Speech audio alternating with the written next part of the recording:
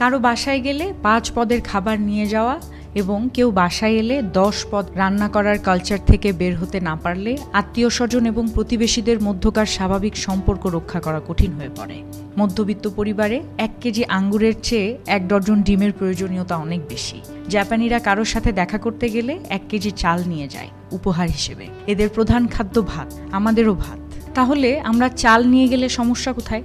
যিনি বা যারা বেড়াতে যাচ্ছেন তারা যদি ওই বেলার বাজারটাই করে নিয়ে যান সবচেয়ে ভালো হয়। সেগুলোই রান্না হবে, মেহমান এবং মেজবান কারোরই সমস্যা হবে না, কষ্ট হবে না। বাসায় 2টো বাচ্চা থাকলে সাথে 5 টাকা দামের 2টো চকলেট নিয়ে যান, কোনো সমস্যা নেই। যারা 10 পদ রান্না করেন বা যারা 10 পদের রান্না না দেখলে মনে করেন সমাদর করা হয়নি ঠিকমতো, সবারই মনে রাখা উচিত তৃপ্তি ভরে খাওয়া যায় 2 পদ।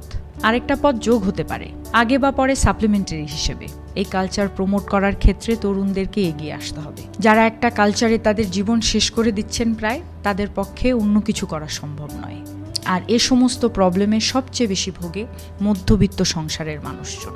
সবসময় টানাপোড়েনের মধ্যেই জীবন চলে যায়। আত্মীয় স্বজনদের মন রক্ষা করতে গিয়ে, কালচার বজায় রাখতে গিয়ে নিজেদের সংকটে পড়তে হয়।